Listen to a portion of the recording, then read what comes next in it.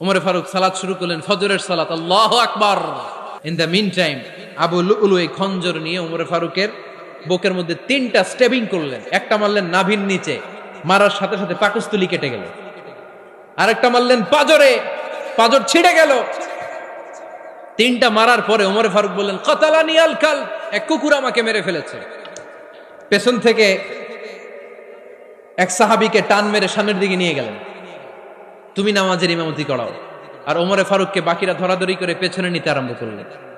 আর এই আত্মাই আক্রমণ যে করেছে, সে কাতারের মাঝখান দিয়ে যেতে আরম্ভ করলো আর 2 দিকে ছুরি মারতে আরম্ভ করলো। 13 জন সাহাবীর গায়ে ছুরি মেরেছে, 7 জন সাহাবা স্পট ডেথ, জায়গায় মৃত্যু। এই ভয়ঙ্কর অবস্থা দেখে এক সাহাবী বুরনুস, এক ধরনের জুব্বা আছে মাথাওয়ালা, অনেকে জ্যাকেট পরছেন না এরকম মাথাওয়ালা, লম্বা জুব্বা আছে আরবরা শীতে পড়ে মাথাওয়ালা, এই মাথাওয়ালা জুব্বা বের করে এক সাহাবী জালের মতো তার দিকে উড়ায় মারল। ওই বুরনুসের মধ্যে পেঁচিয়ে আবু লুলু মাটিতে পড়ে গেল আর সুইসাইড করে ফেলল, নিজের বুকে নিজে মেরে আত্মহত্যা। যেই সাহাবীকে ইমামতির জন্য দাঁড় করালেন, উনি ছোট্ট সূরা দিয়ে প্রথম রাকাতে সূরা আল কাউসার, দ্বিতীয় রাকাতে সূরাতুল ইখলাস দিয়ে নামাজ শেষ। উমরে ফারুক বেহুশ। উমরে ফারুক কি বেহুশ। সবাই কান্নাকাটি করতেছে, সবাই দেখতে গেলেন, এখন হুঁশ ফিরে না। মুখের মধ্যে, মুখ খুলে রাষ্ট্রের চিকিৎসক মুখের মধ্যে দুধ দিলেন, ওই নাভি দিয়ে দুধ বের হয়ে যায়, পাকস্থলী কেটে ওখান দিয়ে দুধ বের হয়ে যাচ্ছে।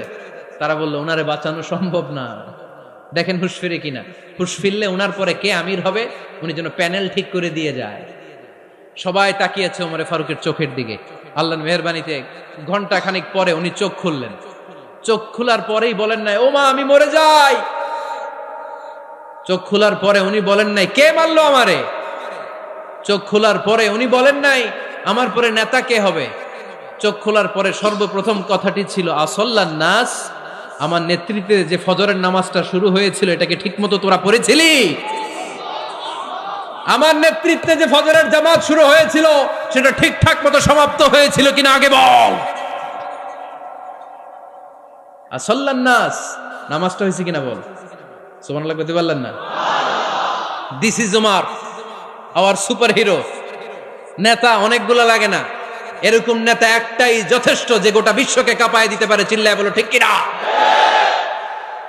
বিশ্বনবী মক্কায় বসে বসে তাহাজ্জুদের সালাত পড়ে আল্লাহর কাছে দোয়া করলেন, আল্লাহুম্মা আইজ্জাল ইসলাম বিআহাব্বির রাজুলাইনি ইলাইক।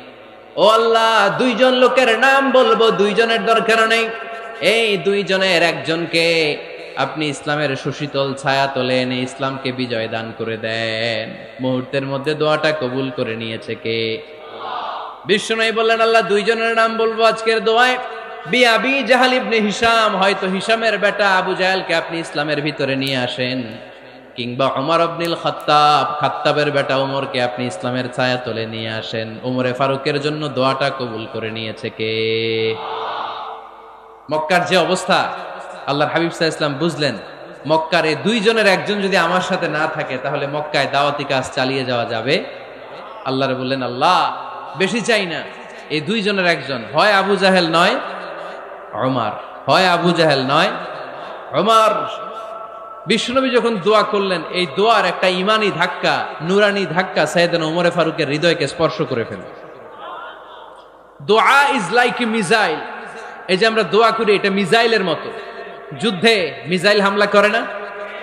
মিসাইল হামলা করার পরে এই মিসাইল লক্ষ্য বস্তুতে যে ভেদ করে, ঠিক কিনা? তেমনি দোয়ার মতো যদি আপনি দোয়া করতে পারেন, আপনি যেই জন্য দোয়া করেছেন ঠিক ওই জায়গায় যে আপনার দোয়া স্পর্শ করে। সুবহানাল্লাহ পড়বেন না? বিশ্বনবীর দোয়ার মাধ্যমে প্রথমে সাইয়েদনা ওমর ফারুকের হৃদয়ে এক ধাক্কা লাগলো। 2 নম্বরে রব্বুল আলামিন সূরাতুল হাক্কা দিয়ে ওমর ফারুকের হৃদয়ের মধ্যে দিলেন এক ধাক্কা। পড়েন আল্লাহু আকবার। কোরআনের ভেতরে সূরাতুল হাক্কা নামে একটা সূরা আছে না নাই? আল হাক্কাতু মাল হাক্কা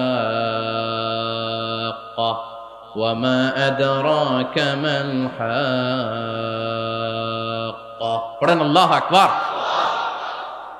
বিশ্বনবী যখন দোয়া করলেন, ওই দোয়া যখন সৈয়দনা ওমরে ফারুকের হৃদয়ে স্পর্শ করলো, সৈয়দনা ওমরে ফারুক সব সময় বিশ্বনবীরে ফলো করতে আরম্ভ করলেন। বিশ্বনবী ডানে গেলে লুকিয়ে লুকিয়ে ওমর ফারুক ডানে যায়, বিশ্বনবী বায়ে গেলে লুকিয়ে লুকিয়ে ওমরে ফারুক বায়ে যায়। বিশ্বনবী একবার মসজিদুল হারামে যে নামাজ পড়তে শুরু করলেন, ওমরে ফারুক তখন বিশ্বনবীর পিছু পিছু ছদ্মবেশে পেছন থেকে যে বিশ্বনবী কিভাবে নামাজ পড়ে দেখতে শুরু করলেন। বিশ্বনবী ইন দা মিন টাইম এশার নামাজে আল হাক্কাতুমাল হাক্কা তেলাওয়াত শুরু করে দিলেন। আল হাক্কাতুমাল হাক্কা তেলাওয়াত শুরু করে দিলেন। তেলাওয়াত করতে করতে বিশ্বনবী যখন তেলাওয়াত করতেছে, ওমরে ফারুক এরকম দুলতেছে আর মজা পাচ্ছে। ওমিয়া বিশ্বনবীর কণ্ঠ বুঝি আমার মতো কণ্ঠ, আপনার মতো কণ্ঠ, আহমদ বিন ইউসুফের কণ্ঠ, আব্দুল বাসিতের কণ্ঠ না। বিশ্বনবীর গলায় যে কি সুরের ঝংকার আল্লাহ দিয়েছেন, কি সুরের লহরি আল্লাহ দিয়েছেন, একবার যে শুনতো পাগল হয়ে যেত। আল্লাহু আকবার। বিশ্বনবী সূরা হাক্কা মন্ত্রমুগ্ধ তেলাওয়াতে, মন্ত্রমুগ্ধ সুর দিয়ে, মন্ত্রমুগ্ধ কণ্ঠ দিয়ে তেলাওয়াত করতে লাগলেন। এশার সালাতে ওমরে ফারুক দুলতে লাগলেন। ওমরে ফারুক যত শুনেন অবাক হয়ে যায়, যত শুনেন অবাক হয়ে যায়, যতই শুনে অবাক। কিরে? কারণ তিনি আরবি ভাষা বুঝতেন। এত সুন্দর শব্দের গাঁথুনি, এত প্রাঞ্জল বর্ণনা, এত সুন্দর অন্তমিল, এটা কবিতা না হয়ে পারে না। উনি মনে মনে ভাবলেন এটা মনে হয় কবিতা। It might be poem, it could be poem. Muhammad মনে হয় কবি হয়ে গেছে, তার কাব্য প্রতিভা দিয়ে সে এটা বানিয়েছে। তা না হলে এত সুন্দর কথা, এটা কবিতা না হয়ে পারে। ইন দ্য মিন টাইম বিশ্বনবী কিন্তু দেখতেছে না যে পেছনে ওমর। বিশ্বনবী তেলাওয়াত করছিলেন। ইন দ্য মিন টাইম বিশ্বনবী পড়ছিলেন ওমা হুয়া বিকাউলি শাইরিন কলিলাম মা তুমিনুন। এই আয়াতের অর্থ হলো এটা কোনো কবির কথা নয়, খুব অল্প সংখ্যক লোকই তোমরা ঈমান আনো। সুবহানাল্লাহ পড়ে। এটাকে বলে কোইন্সিডেন্ট। কোইন্সিডেন্ট হুট করে অনেক সময় মিলে যায়, যায় কি যায় না? আপনি একজনের কথা ভাবতেছেন ভাবতেছেন, বাজারে গেলেন, বাজারে যেই দেখেন ওই লোকটা দাঁড়ায় আছে, এরকম হয় কি হয় না? কোইন্সিডেন্ট। ওমরে ফারুক মনে মনে যেটা ভাবতেছে ওই কথা দিয়ে বিশ্বনবী তেলাওয়াত করতেছে। আল্লাহু আকবার। বিশ্বনবী যে আয়াত তেলাওয়াত করছিলেন, আয়াতের অর্থ হলো এটা কোনো কবির বানানো কবিতা না, খুব অল্প সংখ্যক লোকই তোমরা ঈমান আনো। ওমরে ফারুক আটকে উঠলেন, থমকে দাঁড়ালেন। ঘটনা কি? আমি মনে মনে ভাবলাম, কি রে এত সুন্দর কথা, এটা তো মানুষের কথা হতে পারে না, এটা নিশ্চয়ই কবিতা, কবির কথা। কিন্তু মুহাম্মদ এখন আবার পড়তেছে ওমা হুয়া বিকাউলি শাইর, এটা কোনো শায়েরের, কবির কথা নয়। কলিলাম মা তুমিনুন, অল্পই তোমরা ঈমান আনো। তার মানে আমার মনে যা চলে মুহাম্মদ এটা টের পায়। মুহাম্মদ গণক। নাউজুবিল্লাহ পড়বেন না? মুহাম্মদ অনেক বড় মাপের একজন গণক। মানুষের হৃদয়ে কি চলে, মনে মনে কি ভাবে, মুহাম্মদ না দেখেও বলে দিতে পারে। ইন দা মিন টাইম বিশ্বনবী পরের আয়াতে পড়লেন ওয়ালা বিকাউলি কাহিনিন কলিলাম মা তাযাক্কারুন। এই আয়াতের অর্থ হলো এটা কোনো গণকের বানানো গণনা নয়, খুব অল্প সংখ্যক লোকই তোমরা উপদেশ হিসেবে এটাকে মানো। সুবহানাল্লাহ পড়েন। এবার আর ওমরে ফারুকের সহ্য হয় না, কি আজীব তামাশা। প্রথমে মনে করলাম কবিতা, মোহাম্মদ কয় কবি না, সে কবি না, এটা কবিতা না। তারপর ভাবলাম সে গণক, সে আয়াত পরে পরে বলে দিল এটা গণনা নয়, তাহলে এটা কি? এটা কি কবিতাও না, গণনাও না, তাহলে এটা কি? বিশ্বনবী তখন বললেন তানজিলুম মির রাব্বিল আলামিন। সুবহানাল্লাহ পড়েন। পরের আয়াত ছিল তানজিলুম মির রাব্বিল আলামিন। এটা দুনিয়ার কোনো কবির বানানো কবিতা না, এটা কোনো গণকের গণনা না, এটা কোনো সাহিত্যিকের বানানো সাহিত্য নয়, এটা মহাবিশ্বের পরিচালক রব্বুল আলামিনের কাছ থেকে পাঠানো কিতাব কোরআন। সূরা হাক্কার ধাক্কায় ওমরে ফারুক কাইত। প্রথমে ধাক্কাটা লাগলো যে দোয়া। বিশ্বনবী তাহাজ্জুদে কেঁদে দোয়া করলেন, আল্লাহ হয় আবু জাহেল রে দিবা, নাইলে ওমর রে দিবা। ওই দোয়া ওমরে ফারুকের হৃদয়ে ছোঁয়া লেগেছে। এরপরে হাক্কা, সূরাতুল হাক্কা দিয়ে দিলে এক ধাক্কা। এই ধাক্কা খেয়ে উথাল পাথাল হৃদয়ের মধ্যে, হায় রে এ কি বাণী, এ কেমন কথা, কে মুহাম্মদ? তারপরও শয়তানের ওয়াসওয়াসা আছে না নাই? আল্লাহ বলে যতই ওয়াসওয়াসা ওমরকে দেয়া হোক, আমি ওমরে ফারুককে এই মুসলিম উম্মাতের সেনাপতি বানিয়ে ছাড়বো, আমি সেনাপতি বানাবো। এবার 3 নাম্বার ডোজ। ডাক্তারের কাছে গেলে প্রথমে দেখবেন সিম্পল ডোজ দেয়, নরমাল ওষুধ, এটাতে কাজ না হইলে ডোজ বাড়ায়, একেবারে কাজ না হইলে অ্যান্টিবায়োটিক মারে, আছে না নাই? আল্লাহ প্রথমে দোয়ার ছোঁয়া লাগালেন, তারপর সূরা হাক্কা দিয়ে ধাক্কা মারলেন, এরপরে রব্বুল আলামিন বলেন এবার ৩ নাম্বার ডোজ সূরা তহা দিয়ে আমি তোমার হৃদয়টারে উজালা বানায় দেব রে ওমর। শয়তান ওদিক দিয়ে ওয়াসওয়াসা, খেলা দুই দিক থেকে চলতেছে। আল্লাহ তাআলা হেদায়েতের রাস্তায় টানছে, শয়তান জাহান্নামের দিকে টানছে। ঘোষণা দেয়া হলো মক্কায়, মুহাম্মদের মাথা কেটে এনে দিলে এত এত স্বর্ণ মুদ্রা দেয়া হবে। ওমরে ফারুক রাজি হয়ে গেলেন, নাঙ্গা তলোয়ার নিয়ে বিশ্বনবীর মাথা কাটার জন্য ছুটলেন। নাউজুবিল্লাহ পড়বেন না? বনু জাহরা গোত্রের এক লোক বলে, আইনা ইয়া ওমর, কই যাও? মুহাম্মদের মাথা কাটতে যাই। আরে মুহাম্মদের মাথা কাটতে যাও? তোমার বোন ফাতিমা বিনতে খাত্তাব আর তোমার বোন জামাই সাঈদ কদ সাবা, এরা তো ধর্ম ত্যাগ করে ফেলছে, এটা তো আমাদের ধর্ম ত্যাগ করে মুহাম্মদের ফলোয়ার হয়ে গেছে। আগে ওমর ঘর সামলাও, পরে মুহাম্মদের মাথা কাটতে যেও। ওমরে ফারুক অবাক হয়ে গেলেন, তলোয়ার নিয়ে বিশ্বনবীর দিকে না যে নিজের বাড়ির দিকে চলে গেলেন। বিশ্বনবীর আপন বোন ফাতিমা বিনতে খাত্তাব, বোন জামাই সাঈদ আর খাব্বাব রাদিয়াল্লাহু তাআলা আনহু তিনজন মিলে সূরা তহা তেলাওয়াত করছিলেন। পড়েন সুবহানাল্লাহ। মক্কায় লুকিয়ে লুকিয়ে দাওয়াত হতো। খাব্বাব রাদিয়াল্লাহু তাআলা আনহু একটা চামড়ার ফলকের মধ্যে সূরা তহার কয়েকটা আয়াত এনে ওমরে ফারুকের বোন আর বোন জামাইকে শিক্ষা দিচ্ছে, ট্রেনিং দিচ্ছে। সুবহানাল্লাহ পড়েন। লুকিয়ে লুকিয়ে ওমরে ফারুক যখন ঘরে চলে আসলেন, এরা তটস্থ হয়ে গেল। সাইয়েদনা খাব্বাব বিছানার তলায় লুকিয়ে গেলেন। ওমরে ফারুক বললেন, দরজা খোলো। ফাতিমা বিনতে খাত্তাব দরজা খোলার পরে নির্মম ভাবে সাইয়েদনা ওমর রাদিয়াল্লাহু তাআলা আনহু বোনের গায়ে আঘাত শুরু করে দিল। বোন জামাইকে আহত করতে শুরু করলো আর বলতে শুরু করলো, তোরা পাগল হলি কেন? কি আছে ওই মুহাম্মাদের মধ্যে? কি জাদু নিয়ে সে এসেছে? সে যাই বলে লোকজন পাগল হয়ে যায়, সবাই তার উপর কালিমা পড়ে ঈমান এনে ফেলে। কি এমন জিনিস তোদের কাছে আছে যেটা দেখে মুহাম্মদকে তোরা ভালোবাসলি? কি আছে? কি পড়তেছিলি আমারে দেখা। ফাতেমা বলে, ইন্নাকা রিজসুন লা ইয়ামাসসুহু ইল্লাল মুতাহহারুন। ও আমার ভাই ওমর, তুমি নাপাক। তুমি কি? লা ইয়ামাসসুহু ইল্লাল মুতাহহারুন, পবিত্রতা অর্জন না করে এই কোরআন ধরা যায় না। সুবহানাল্লাহ পড়েন। উমরে ফারুক গোসল করে আসলেন, কারণ ধাক্কা তো আগে কয়েকটা খাইছে। কথা বুঝেন নাই বোধহয়? প্রথমে দোয়ার ধাক্কা, পরে কোন সূরা দিয়ে ধাক্কা? হাক্কা দিয়ে ধাক্কা। ৩ নম্বরে এখন আর একটা ধাক্কা খাবে। গোসল করে আসলেন। ফাতিমা বিনতে খাত্তাব বললেন, গোসল যখন করে এসেছেন, এই নেন। উমরে ফারুক এবার চামড়ার কাপড়ের মধ্যে সূরা তহার প্রথম আয়াতের দিকে নজর করলেন। নজর করেই কোরআনের প্রেমে পড়ে গেলেন। পড়েন সুবহানাল্লাহ। উমরে ফারুক পড়তে আরম্ভ করলেন, তহা মা আনজালনা আলাইকাল কুরআনা লিতাশকা ইল্লা তাযকিরাতাল লিমান ইয়াখশা তানজিলাম মিম্মান খালাকাল আরদা ওয়াস সামাওয়াতিল উলা। সুবহানাল্লাহ পড়েন। উনি পড়তে আরম্ভ করলেন, তহা মা আনজালনা আলাইকাল কুরআনা লিতাশকা, এই কোরআনকে আমি তোমাদের হতভাগ্য জাতি হিসেবে দুনিয়ায় থাকার জন্য পাঠাই নাই। এটা রব্বুল আলামিনের পক্ষ থেকে এসেছে। যারা রবকে ভয় করে তাদের জন্য আছে উপদেশ।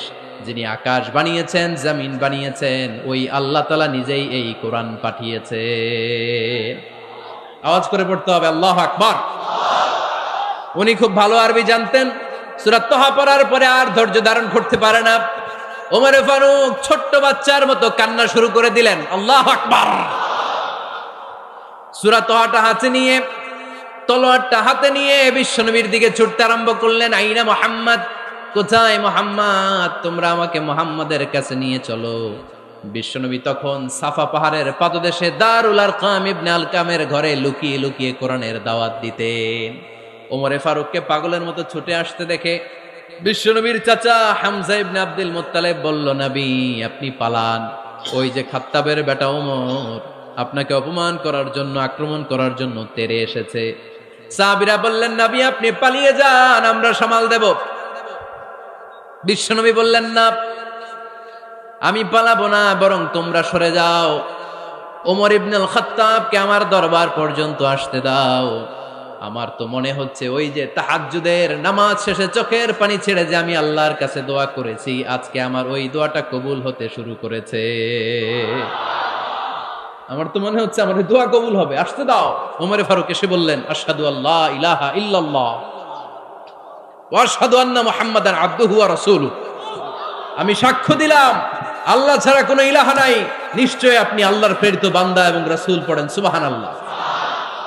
ওমরে ফারুক যখন কালিমা শাহাদা পড়ে মুসলমান হয়ে বিশ্বনবীর হাতে হাত রাখলেন, মুসলিম সাহাবীদের মধ্যে খুশি আর আনন্দের বন্যা বয়ে গেল। মুসলিম হাতে গোনা সাহাবারা আল্লাহর প্রশংসা করলেন। বিশ্বনবী সাইয়েদনা ওমরে ফারুককে জড়িয়ে ধরলেন। ওমরে ফারুক এবার বিশ্বনবীরে বললেন, নবী গো, আলাসনা আলাল হক, আমরা কি সত্যের উপরে আছি নাকি আমরা ভুলের উপরে আছি? বিশ্বনবী বললেন, বালা নাহনু আলাল হক, আমরাই সত্যের উপরে আছি। সুবহানাল্লাহ পড়েন। আলাসনা আলাল হক, নবী আমরা কি সত্যের উপরে নাই? হ্যাঁ অবশ্যই ওমর, তুমি সত্যের উপরে আছো। ওমরে ফারুক বললেন, তাহলে ফাফিমাল ইখতিফা, তাহলে লুকায় লুকায় আর দাওয়াত দেব কেন?